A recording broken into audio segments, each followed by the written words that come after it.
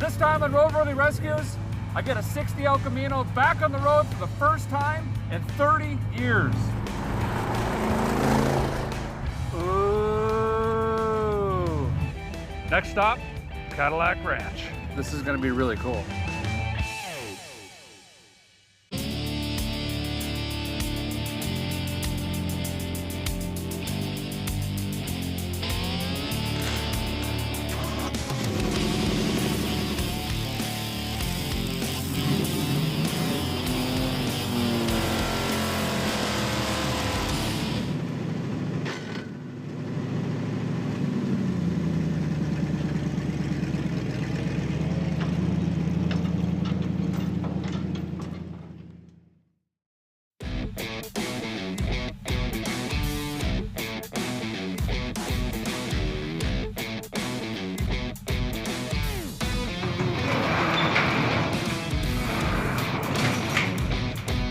This week on Roadworthy Rescues, a guy has found himself in the panhandle of Texas, where I bought this 1960 Chevrolet El Camino.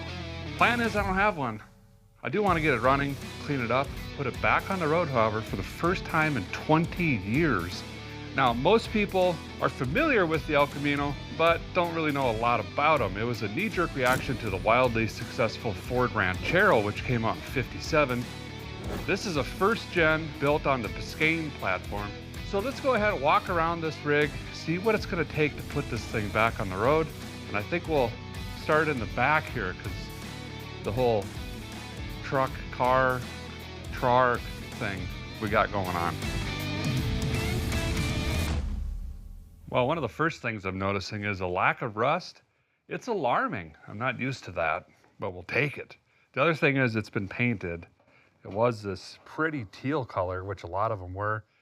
It's been two-toned at some point in its life. Back here on the business side, we got a plate last registered in '94. We got a brake juice bottle. It means we don't got brakes. That's weird. And then I'm noticing a bullet hole back here. We got shattered glass in the back and bullet holes in the front. That tells me we are, like I say, in Texas. So it was target practice. All right, let's jump in the cabin of this thing, see what we got going on the inside.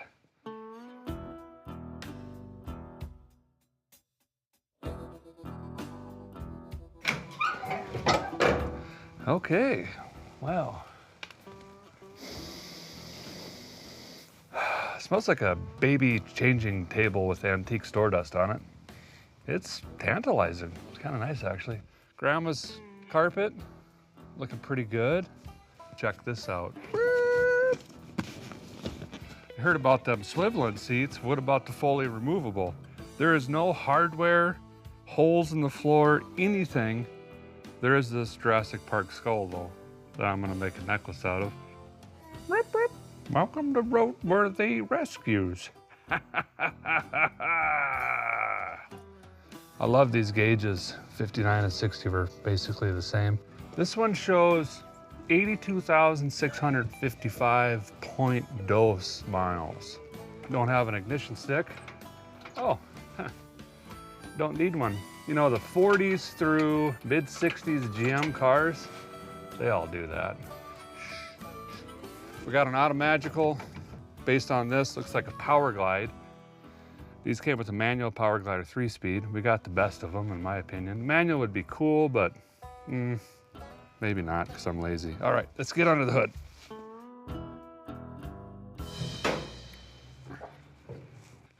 Okay, well, this is not a 283, and it's definitely not a 348. Those were the two V8 options. And it's not a straight 6. This has been swapped at some point. It's got corporate blue paint on the head and the block down here, so that tells me right away that it's a 77 to 82 Chevrolet small block. It's got the modern clutch fan on it. It's got a 2-barrel to a 4-barrel intake adapter. That's different. Normally you want all the barrels.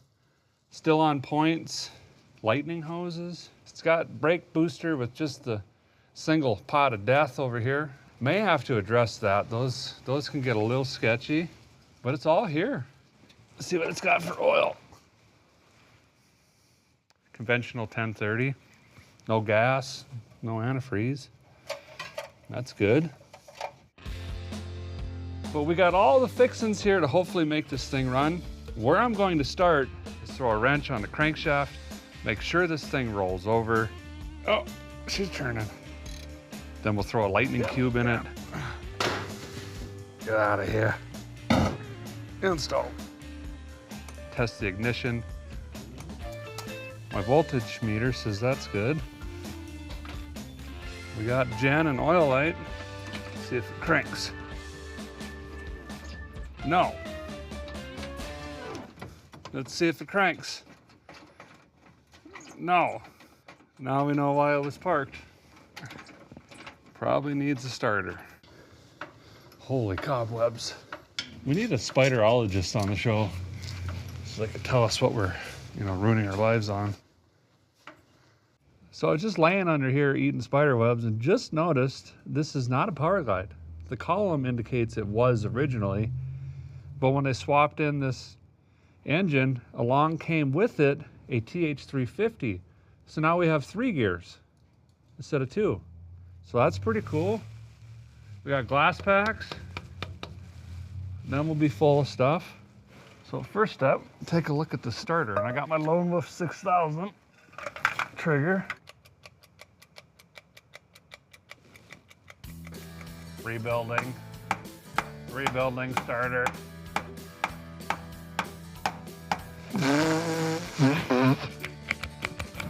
I think we do in fact have a bad starter. Okay, well, let's put a starter in.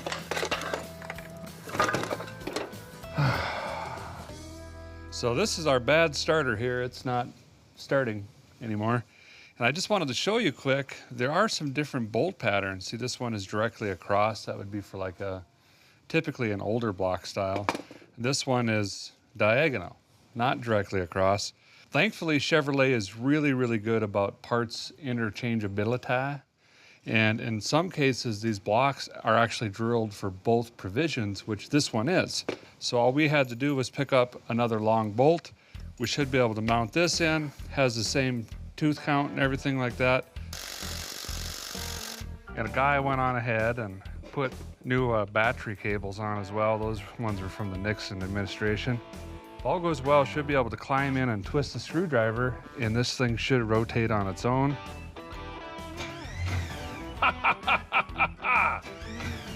Starter's working, needs shimmed.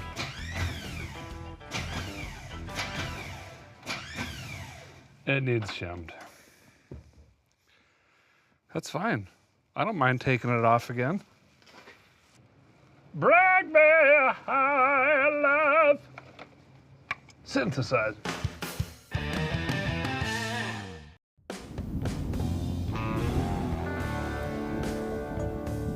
Well, the good thing is it's getting colder, and it's actually snowing in Texas currently. While we're dealing with the starter here, and I have to eat crow. I said that these starters will just bolt right in and everything will work. I failed to mention that there are flex plate differences.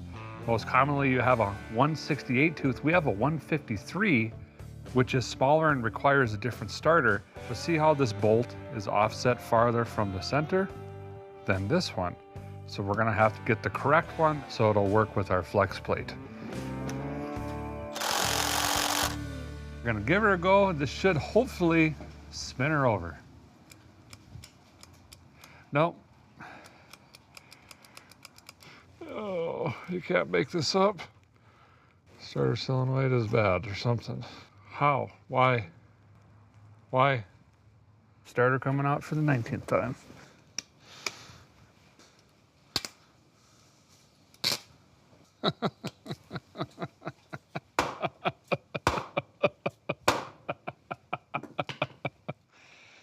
I think our new starter's bad.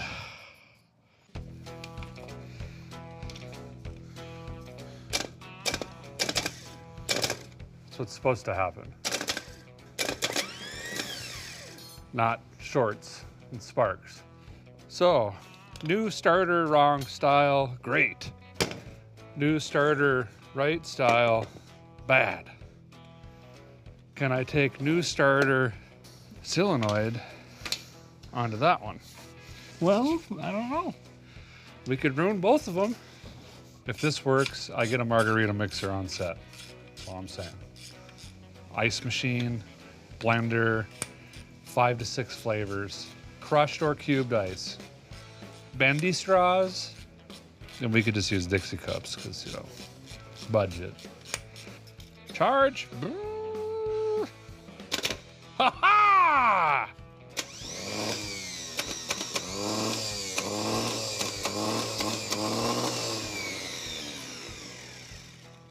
Got it. So this guy shorted out junk. Now I get to put it in for, what are we on, 17 installs? Can't buy new parts anymore. You can't trust them. Can't trust them at all. I have never fought a starter like this in my life, I don't think. Here. The battery's still hooked up there. It smells like burning eyebrows down here. Oh wait, it is. I'm gonna throw something down here. It's either gonna fire off or it's not. And if it doesn't, then we don't have spark. All right. Bring the thunder. Yes. Boom. Let's go. Oh, I'm kidding. We got a lot of work to do. This sounds great. It's not knocking. It's not smoking. Yes. You know, other than the 17-day starter battle, it was pretty easy, actually.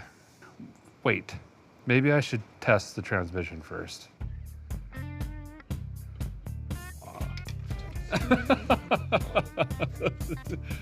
Oh.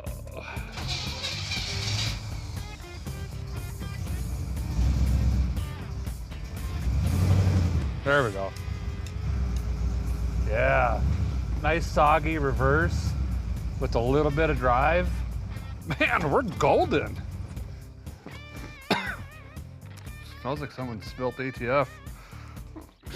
Well, the El Camino down here in snowy Texas runs. So that means let's make it run even more gooder.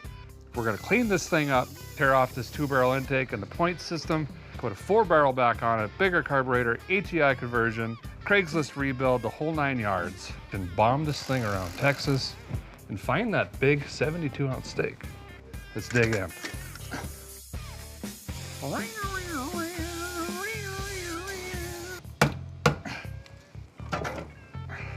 Oh, clean separation.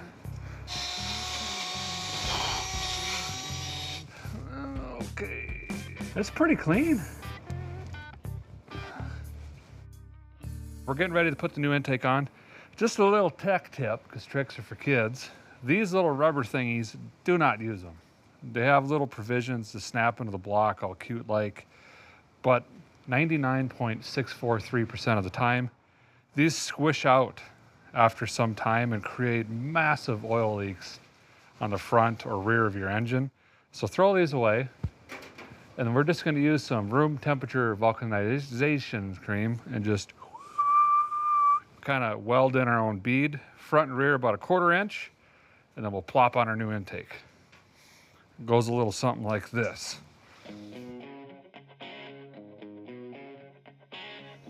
This is an HEI distributor, so we could just apply 12 volts to this. It's got an internal coil, everything's contained right here. We could just slide this in and then we can get rid of that external coil and the points and all that stuff, which obviously worked, and they worked pretty decent, but these just have good reliability and longevity. Pulling all the sparkulators, massive oil, carbon, soot. So we're gonna pretend we didn't see that and just jam a new one in there.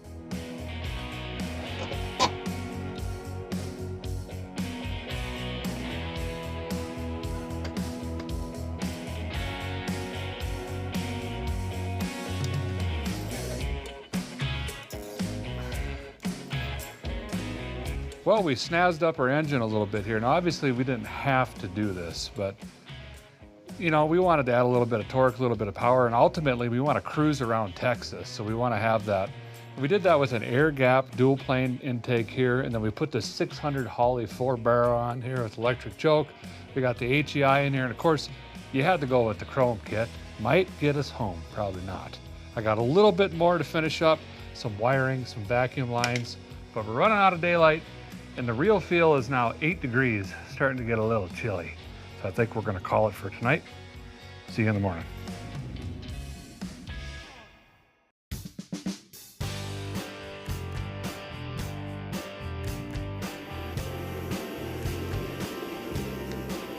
Well, I did make it back to Amarillo by morning. In here in the garage with the 60 El Camino in snowy Texas. We had a snowstorm yesterday. That was kind of bizarre. We're gonna try to get this thing running and idling today, but I've got a lot of work to do, and I think I'm gonna start with the fuel system actually. So there's a hard line running from the tank up to the cross member here. Then it goes into a rubber line to the actual fuel pump. I'm gonna rip that rubber line off, and I'm gonna put a new line in with a filter in place.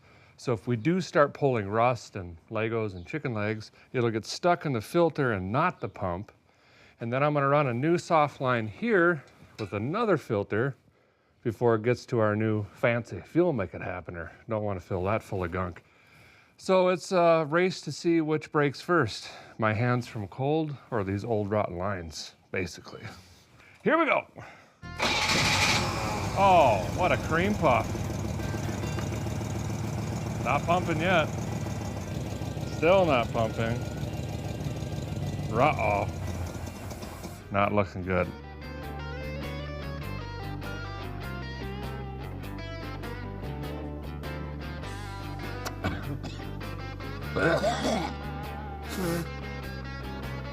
Confirmed it's plugged. Look, truck, not car.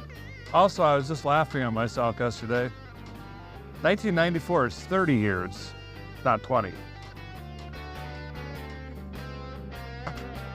That's where I want to go. In Amarillo, there's 2 fuel tanks. What am I looking at? This could be our issue here. And then we got some copper line. Well, there might be a switch up here. Found it. There's a ball valve that switches tanks. So now this got really complex because that runs to here and then to both tanks. I put fuel in the stock tank, but which one is that? I don't know. Now I got to dig through all of this, try to figure out what's going on.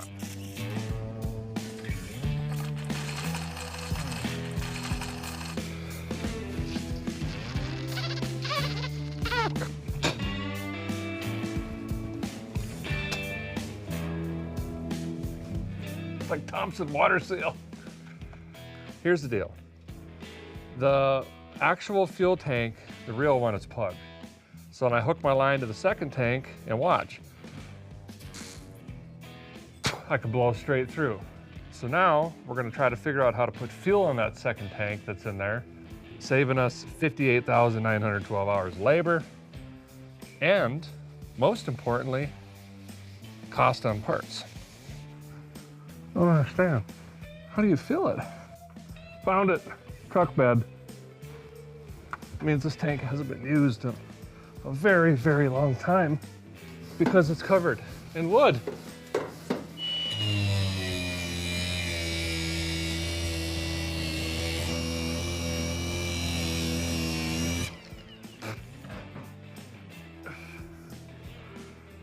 There's got to be a better way.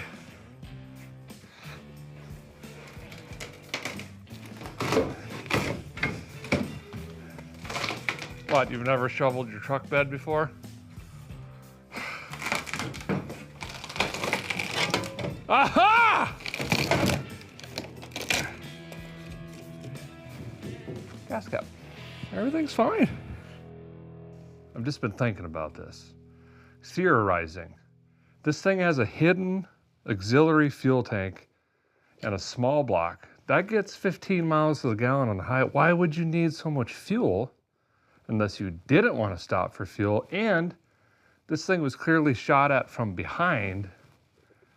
Maybe this was transporting some sort of items. You know what I mean? I don't know, just saying. We are down by the border. So now I'm gonna go underneath, drain what's in there. It looks like beef broth. Put some fresh fuel in, see if I could pull that to the front, and boom, we got a fuel system. Watch out, Joe. Now I'm moving on to the cooling system quick. Gonna get out this old Harrison rad. All the fins are bent over and folded and it's crusty and corrody. We'll jam in an aluminum one and that'll also help keep this performance engine nice and cool.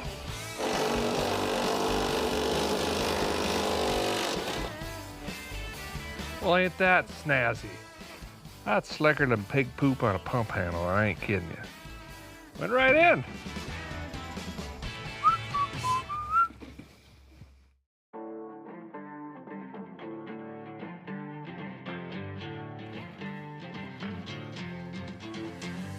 So here's where we're at here on this El Camino. We've got the oil change now. We've got a air gap intake, 4-barrel carburetor, HEI distributor, a little bit of chrome, new aluminum rad, spliced into transcooler lines. We've got new fuel lines. We've got it hooked to a mysterious fuel tank in the back that takes a shovel to access.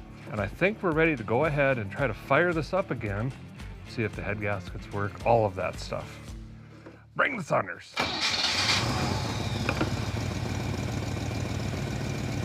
Oh yeah, new starter too. How did I forget that? It seems to be pulling fuel.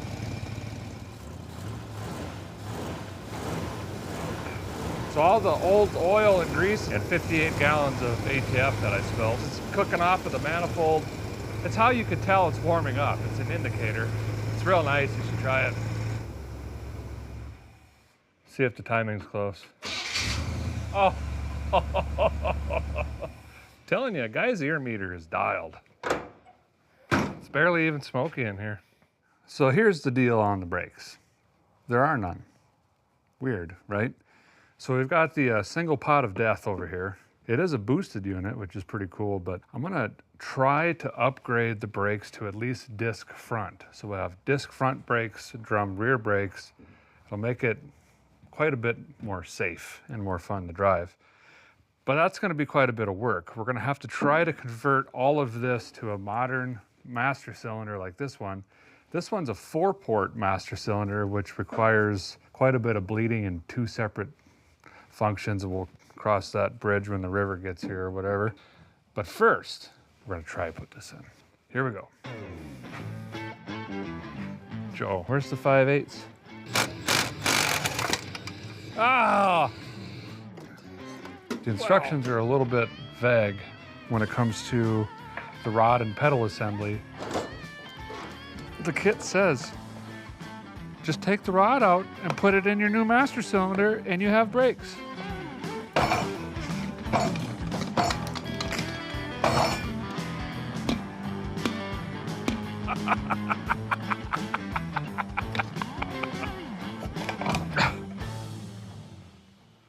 It's easy.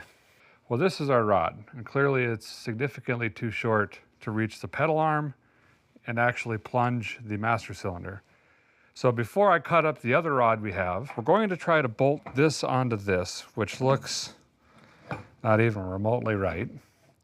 But I've discovered through methods of using my finger as a tape measure that the rod protrudes roughly the same distance as needed with the old one. What makes it more difficult is this piston is stuck down.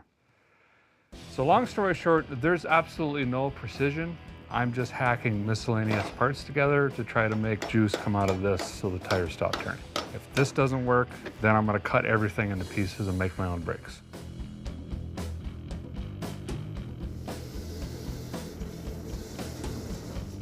Somehow, some way, I think this bled. So we're gonna keep rolling with it.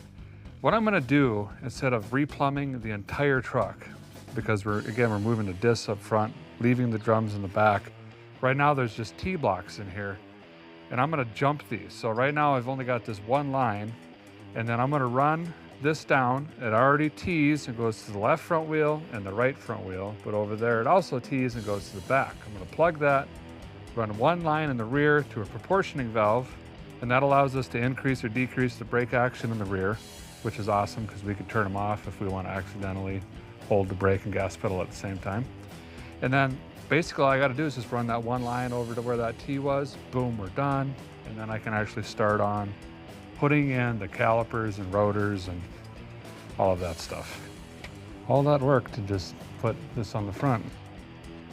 Okay, me and Joseph are gonna go have a drink. Come on, Joe.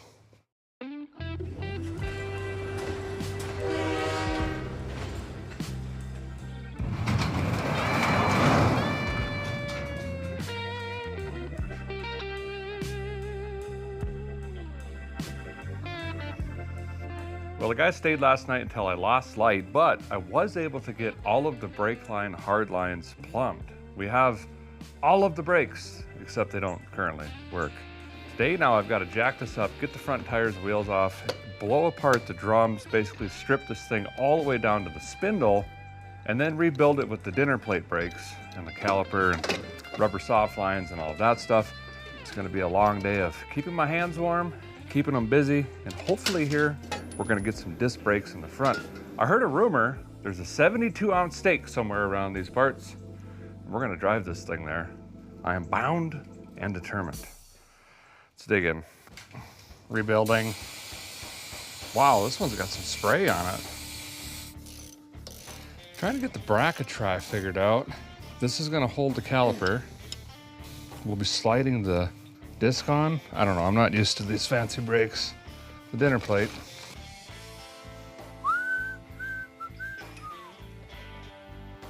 Captain's log, garage in Texas. I love brakes. Biggest lie told this year so far. Bam! One disc brake complete.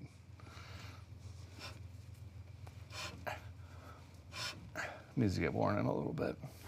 Still need to bleed it, but now I'm gonna move to the other side, rinse and repeat.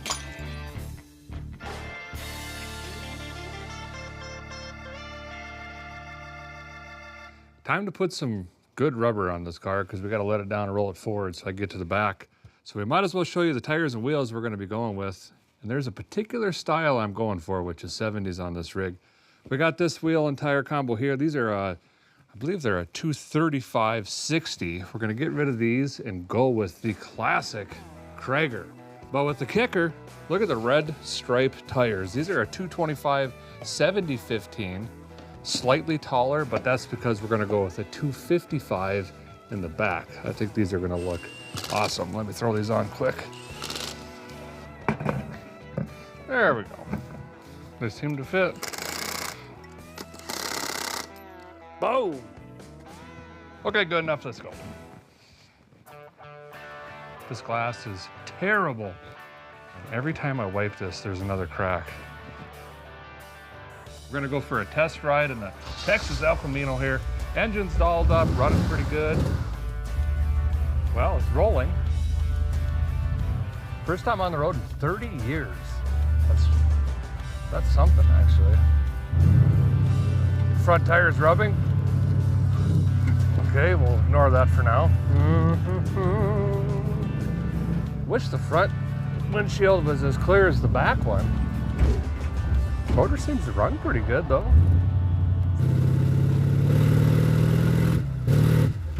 Second gear. Second gear. There's second gear. It shifted. It's getting better. You just gotta drive these old rigs. They'll come back around on you. I don't know who this guy is, but I'm pretty sure I'm related to him based on how he's dressed, and I don't think he's leaning. You see, he's saying my back hurts.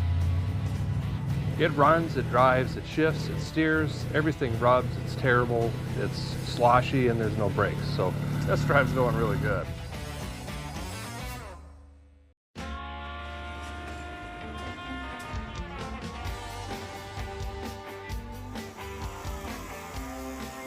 So the front tires were rubbing on our test drive every time I would turn them, basically. The disc brake kit moved the tires out 7/8 of an inch. I think that's what might have caused that interference.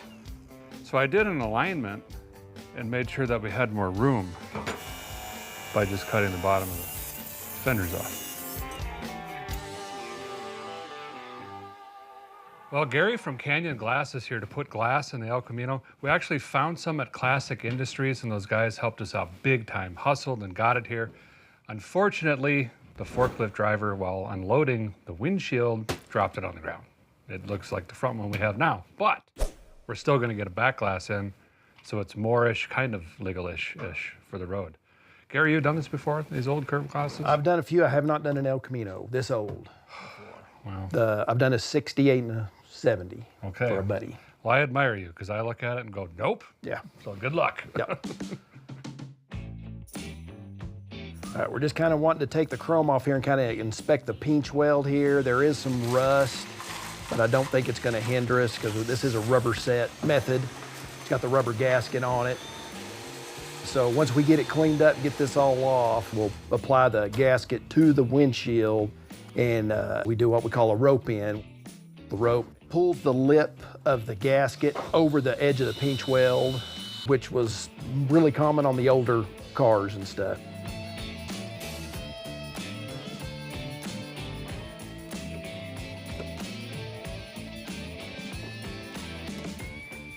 Well, the fellers at Canyon Glass made easy work of this back glass in the truck. I probably wouldn't have attempted that myself, but they got it right in. Looks great. Thanks a lot for getting it in. You bet. All right, take care. Appreciate you. Thanks.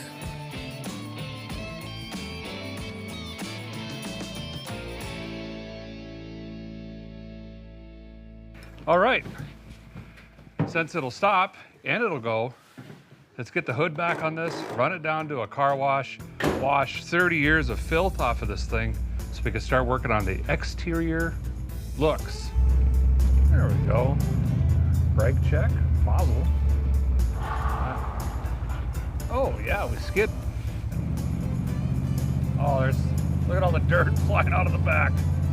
We really loosened her up. All right, what do we got? Lava. That doesn't sound good. Bug prep, we need that. Blasters, yes. Triple wheel scrubber. Okay, we're going with the big dog. Here we go. Such a bad idea all of a sudden. Okay. Yep. There we go. Now we're scrubbing. Hopefully the windshield doesn't cave in. Okay. So far, so good. Now get that tailgate good. Oh no, here comes the high pressure. Oh, it's off, never mind. This is a very confused car wash machine. What is happening? Excuse me, what are you doing? Oh, it's a wheel scrubber. Never been in something like this in my life. Watch the paint up here, why is it so close? This one's just flapping around. This one's gouging the fender in. That one's doing nothing, you're fired. Oh. Okay, we got some colored stuff. That's not much foam for 15 bucks. Look at the side windows. That's not much foam for 15 bucks. I don't think that's gonna clean it. This is a really lazy, oh wow. This is like a different color foam of some kind. Oh, okay. No, spot-free rinse. Well, I'm seeing spots everywhere. Rip off.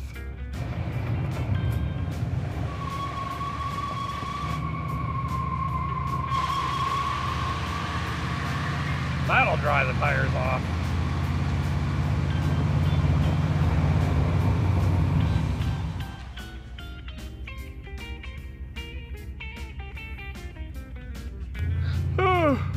Oh, we just got kicked out of that car wash.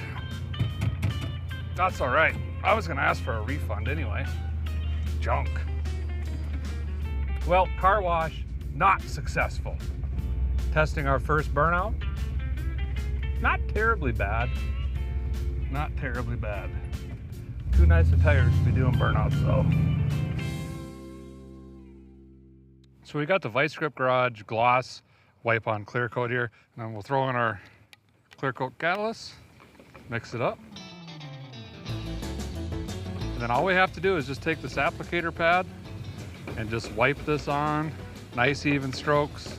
A little goes a long way with this. You don't have to mix a whole can. And this thing is gonna be shining in no time. Oh, wow. Clear coat everything.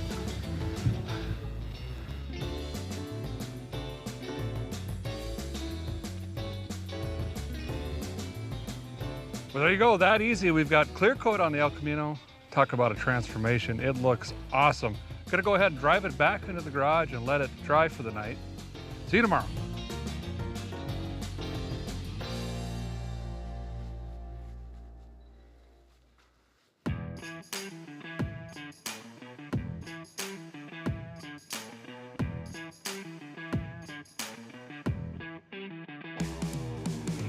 Well, good morning. Back on the El Camino. It's time to lower this thing improperly, goodliest. The wrong way, we're gonna do our best to do it the wrong way. Using the torch. We're gonna heat the coil springs up, apply some pressure, bounce it. Let me know when something's on fire. Should be able to drop this thing 2-3 inches easily, because right now it's all kind of tooted up. We don't want that. Gotta seat it. Bop, bop, bop, bop. Another successful lowering job. Now it's got a little bit of a rake. We can show off those beautiful Kragers. It's looking good, but I got pieces of rat bones and bags blowing around in the cab. Power bait, power nuggets. The only thing they baited was more rats. Let's take this old yucky carpet out, try to put some new carpet in, clean up the interior. Man, it stinks in here. It's terrible. Oh, wow. Look at all the rust. The cab is completely separated. You can see outside. It's not even hooked to the floor. There's about a 1 inch to 3 1/4 inch gap along the whole back of the cab here. And being this is a unibody, it's gonna take some work, you know, to patch this up. It needs a floor pan, have to fabricate some stuff in here. So we're gonna go ahead and fix this. Otherwise, water's gonna keep coming in. It's gonna ruin the carpet. So we're gonna do a little fabrication here. All right.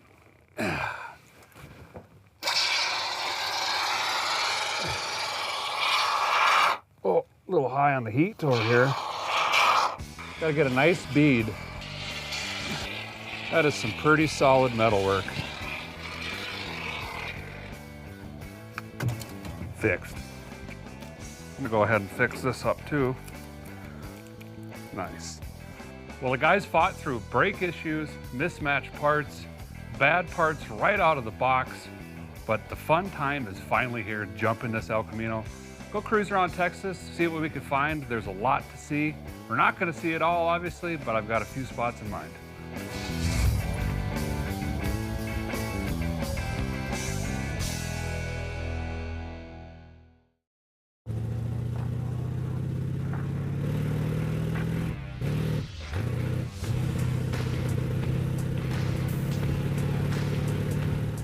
So when a guy found this El Camino in Texas here, it had been off the road for 3 decades, 30 years. And it didn't need a ton of work, but we got her fired up. And it's not perfect, and yeah, I cut corners, and there's things we could have done better, but we did it on a budget, we did it in a few days, and that's the point, getting these old cars back on the road where they belong instead of just rotting away.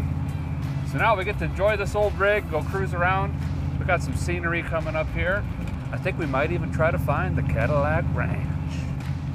The fucking cars in the old bean patch. There's a bar in the barn and the place stays packed. Now they call it the Cadillac Ranch. I'm actually really surprised at how straight this thing drives and how well it actually well, first of all, it's a 1960 math. That's a lot of numbers, old, right?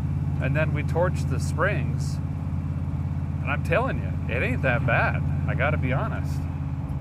Just like a whippersnapper right off the showroom floor. How fast are we going? 60. Oh man, paint's gonna peel off. This poor thing, after sitting all these years, threw it right on the highway, clipping 60, no issues. It's just incredible. It's only gonna start running better as we go too. You gotta get these things out and blow the webs out of them.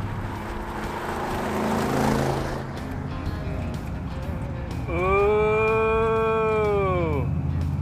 We're gonna swing into the baby Grand Canyon. That looks awesome.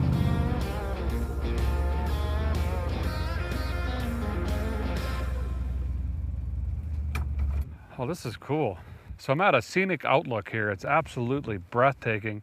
There's several more miles of road that go through here, but if you look over yonder, it's like a 10% grade with like hairpin turns back and forth. I think I'm good right here. You know, because no seat belts or the seat's also not bolted in and stuff like that. No big deal. This is good enough. Next stop, Cadillac Ranch.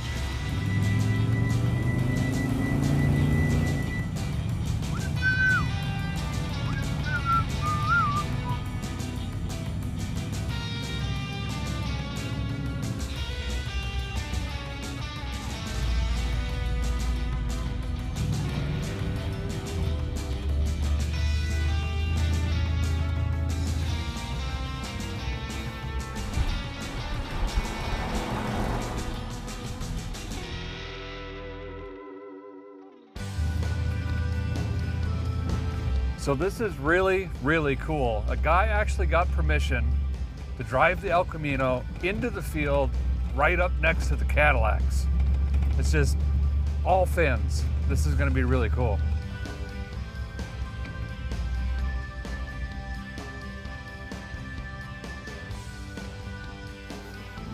Check this out, we made it to Cadillac Ranch. We were actually able to pull right up to them. Look at all the beautiful fins back here.